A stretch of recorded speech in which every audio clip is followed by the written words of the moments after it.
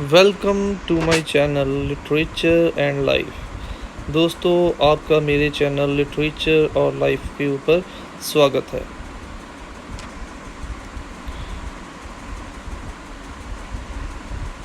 तो let's start with today's topic.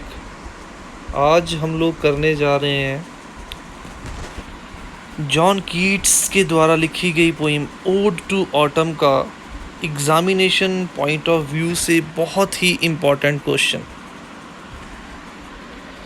तो इससे पहले कि हम लोग उस क्वेश्चन के ऊपर जाएं, हम लोग थोड़ा सा जॉन कीट्स के बारे में जान लेते हैं। John Keats was an English romantic poet. He was one of the main figures of second generation romantic poet.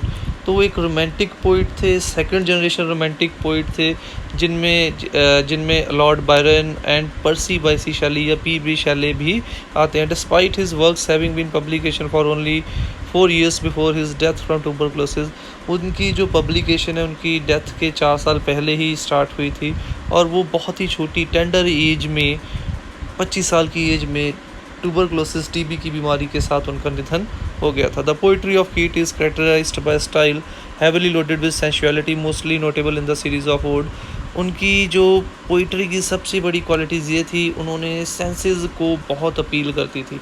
जैसे इस पोइम के अंदर भी हम लोगों ने पढ़ा है कि स्मेल की सेंस के बारे में बताया, टेस्ट की सेंस के बारे में बताया। तो ये सारी की इससे ये साबित हो जाता है कि वो सेंशुअल पोइम्स लिखते थे और उसके साथ साथ उनकी ओड सीरीज़ के अंदर ये सेंशुअलिटीज़ जो है वो हमें ज़्यादा देखने को मिल जाती है। जैसे ओड टू नाइटिंगेल में मिल जाती है, हमें ओड टू ग्रेशियन अर्न में मिल जाती है। This is a typical of the romantic poet as they aim to associate extreme emotion through an emphasis on natural imagery. और ये रोमांटिक पोइट्स की एक बहुत ही सुपर्ब क्वालिटी थी कि वो हमारे इमोशंस को इवोक करते थे। किसके थ्रू? कुदरती इमेजरी, नेचुरल इमेजरी के ज़रिए। तो now let's start with today's topic, John Keats ode to autumn. And our question is, how does the poet has personified the autumn season. Poet ने किस प्रकार से ऑटम सीज़न का मानवीकरण किया है। अब इसमें एक टर्म आ गई है पर्सोनिफाइड, पर्सोनिफिकेशन। अब पर्सोनिफिकेशन क्या है? पर्सोनिफिकेशन या मानवीकरण हम लोग उस लिटरेरी डिवाइस को कह देते हैं जब कवि किसी नॉन लिविंग थिंग को या फिर किसी ऐसे भाव को, ऐसी सोच को, ऐसे विचार को इंसानी रूप दे देते हैं जो रियलिटी में एग्जिस्ट नहीं करते। जैसे हम लोग देखते हैं कई बार मूवीज़ के अंदर कि इंसान के सामने एक इमेज बन जाती है, सच को एक इमेज के तौर पे खड़ा कर दिया जाता है।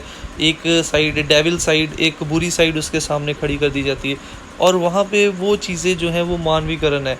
अच्छाई और बुराई को जब वो लोग इंसानी रूप के तौर पे पेश करते हैं, उसे हम लोग पर्सोनिफिकेशन कह देते हैं। तो मानवीकरण क्या हो गया? जब हम लोग किसी भाव को, किसी एब्स्ट्रैक्ट आइडिया को, किसी फीलिंग को, किसी इमोशन को, किसी थॉट को या किसी नॉन लिविंग थिंग को इंसानी रूप दे देते हैं, उसे हम लोग मानवीकरण कह देते हैं।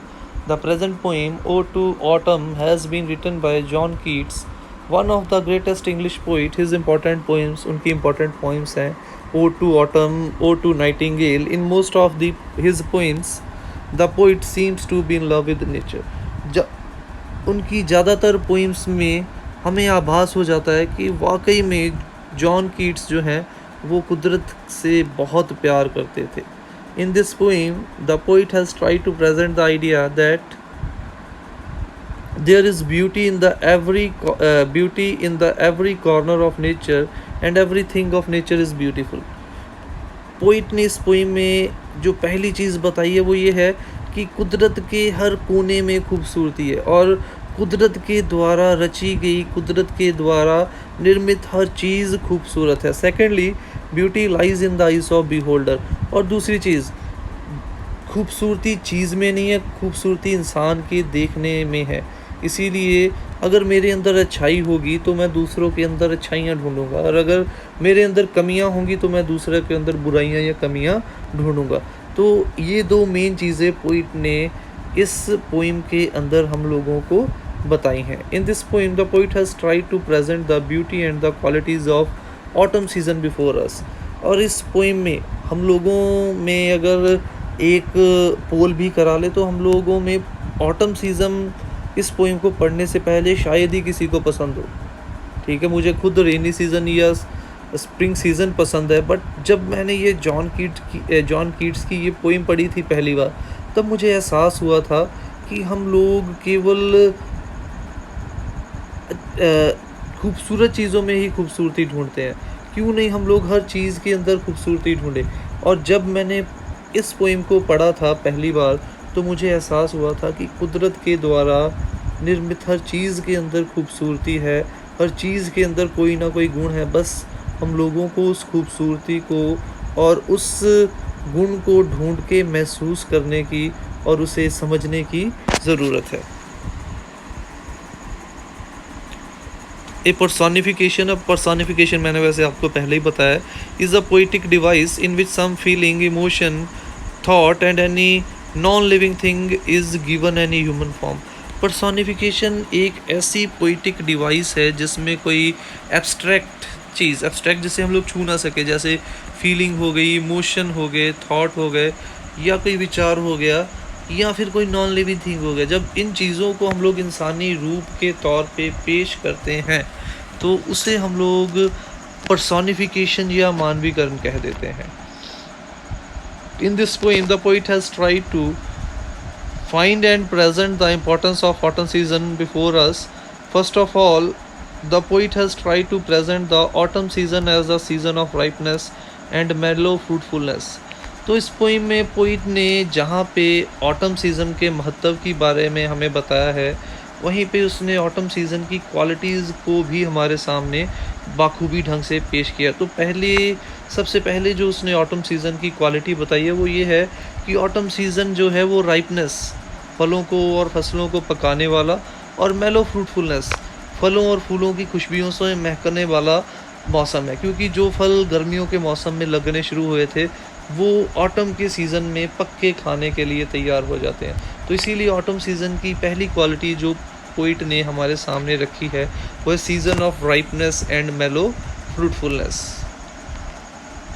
इन दिस पोइम, दूसरी quality, in this poem the poet has personified the autumn season as a winnower, gleaner and cider press.